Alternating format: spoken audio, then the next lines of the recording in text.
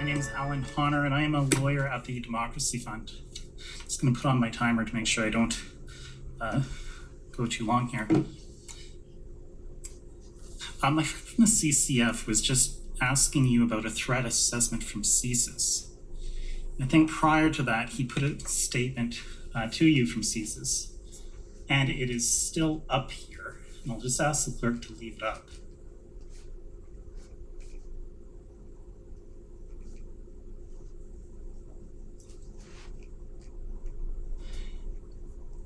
And it says here, he requested that the service prepare a threat assessment on the risks associated with the invocation of the Emergencies Act. He felt an obligation to clearly convey the service's position that there did not exist a threat to the security of Canada. If I can ask the clerk to please pull up ts.nSC.can.001.50_rel.001. I believe my friend, Mr. Miller, brought this up earlier today.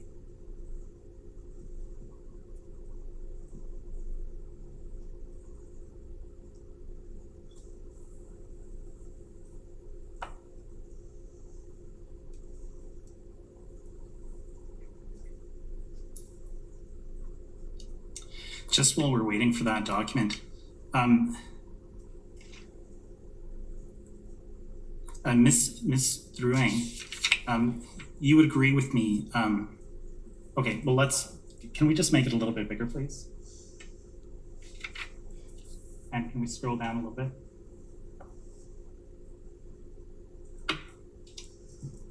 And so in the first paragraph here that's unredacted, we see a reference to the Emergency Act and how it might galvanize broader anti-government narratives. Can we scroll down a little bit more? And we see again that it has the potential to similarly radicalize Canadians. I'm sorry, I'm a bit behind. And in the last paragraph that's above us right now, we see that the declaration of emergency by the province of Ontario under the Emergency Management and Civil Protections Act has resulted in a significant increase in violent rhetoric towards the Premier of Ontario and other senior elected officials. And if we go down a little bit more. And what we don't see in this threat assessment is the statement by the CSIS director in which he says that there's no threat to the security of Canada. We don't see that anywhere in this document. Is that right? I haven't read the full document, so okay. I'd have to go back to the top, but I'm going to put it to you that we don't see that because it's redacted. I'm going to object to that question. Fine, I'll move on. And this statement was never put by you to the cabinet. I did not address the cabinet at this meeting. Thank you. Ms. Drouin, you would agree with me that CSIS does not investigate family violence because family violence does not constitute a threat to the security of Canada. Agreed? I guess you are referring to my previous response where yes. I wanted to make the difference that potential criminal offenses can bring serious violence without triggering the role of CSIS. That's fine. I'm not asking for an explanation. I'm just asking you if you agree with that statement. Sorry, can you repeat the question? I wanted to give you the context. CSIS does not investigate family violence because family violence does not constitute a threat to the security of Canada. Do you agree? I agree. Okay, Ms. Charette, you made the point, just tell me if I'm repeating it correctly. I think you made the point that a CSIS investigation under Section 2 does not always trigger the invocation of the Emergencies Act. Am I repeating that correctly? I believe that's what I said. Okay, and you would agree? As not ever, given that the Emergency Act had not been invoked until February the 14th, sure. 2022. Sure, and I think you'll agree with me that there are different types of emergencies under the Emergencies Act, but let's just stick with the public order emergency. For that type of emergency to exist, there have to be threats to the security of Canada, but the emergency also has to be so serious as to constitute a national emergency. You agree? Yes. And it's possible that there would be threats to the security of Canada that do not that don't rise to the level of a national emergency. Yes, I believe that's also true. And that would explain why the Governor of Council doesn't invoke the Emergencies Act every time there are threats to the security of Canada. Okay, thank you very much. In your memo to the Prime Minister, I won't pull it up, but on page 11, this is the memorandum dated February 14th. On invocation then, sir? Yeah, I think that the title is Memo to Canada, but whatever it's called.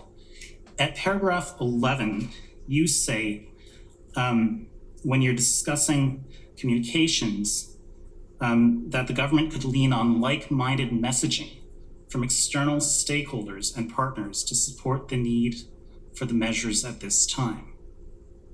What are you referring to? Who are these partners? Who are these stakeholders? Would you, I'm sorry, I know. Yes, I asked for you absolutely. to pull it up. Thank you very much. What is it you want? The Invocation memo, page 11, I The believe. memo, Mr. I believe Connor it is is referring to. ssm.nsc.cn 403224. that's correct. And if we can go to page 11, please. Apologies, Mr. Connor. Just get the. No, please don't apologize. Thank you.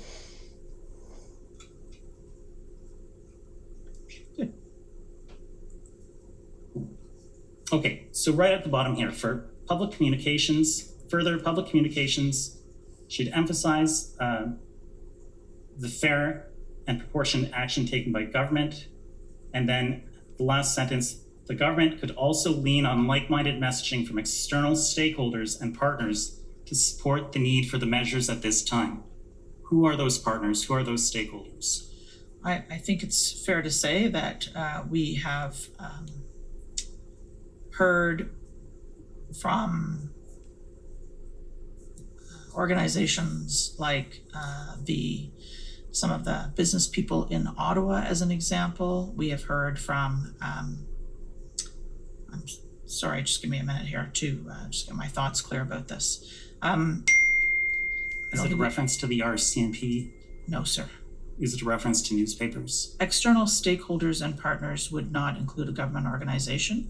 And if it meant the media, that would have been set as the media. No, these would be external organizations. I believe we had an ongoing conversation led by my colleague in the Department of Transport and the Minister of Transport with the Trucking Association as an example. We had business associations across the country that were calling for calling on the importance of keeping those ports of entry open. So I think there were a number of stakeholders who were interested in a peaceful resolution of what have become a serious national emergency. Understood, thank you.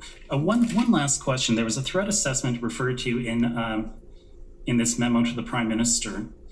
And my friend from the government of Saskatchewan brought up an email from Jody Thomas, and that email says, I need an assessment for Janice about the threat of these blockades, the characters involved, the weapons, the motivation. You recall that, of course, it was just up before you. I do, sir. Okay, and I'll ask the clerk to please pull up pb.nsc.can.403462_rel0001.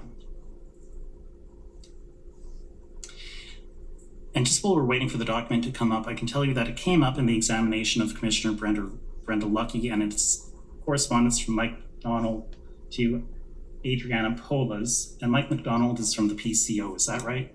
Yes, he is. Okay, and it looks like Adriana Polas is from the RCMP.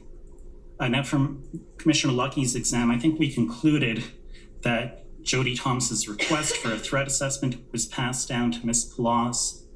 And if we scroll down a little bit here, a little bit more, please. Just a little bit more. Oh, so, I'm sorry, just up a little bit, pardon me, right there. If we look at this email, we see that she identifies 3 groups, and the first group is a group called the 3%ers. The second is called Diagolon, if you scroll down a little bit.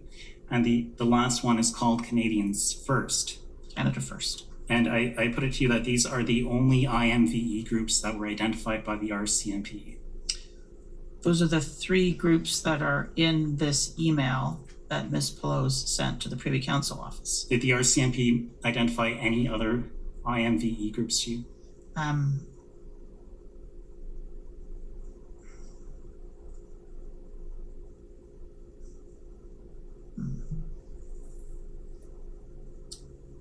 I believe yes. Okay, but can you tell us who they are?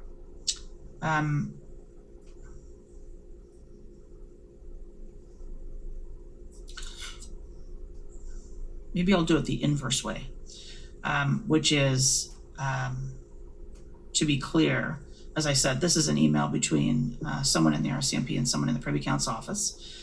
This information was not contained in the memorandum that went to the Prime Minister, the decision note. I'm not sure that I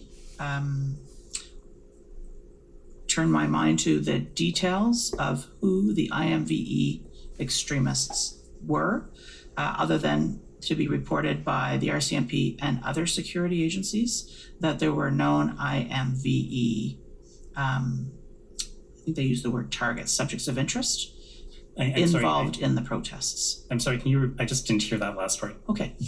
Just the last sentence, please. That I believe that I was told that there were IMVE extremists by the RCMP and other security agencies, but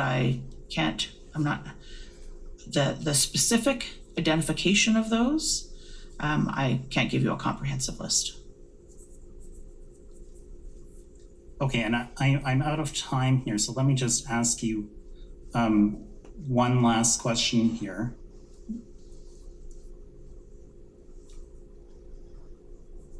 You would agree with me that in your memo to the Prime Minister, dated February 14th, you told him there is no current evidence of significant implications by extremist groups or international sponsors.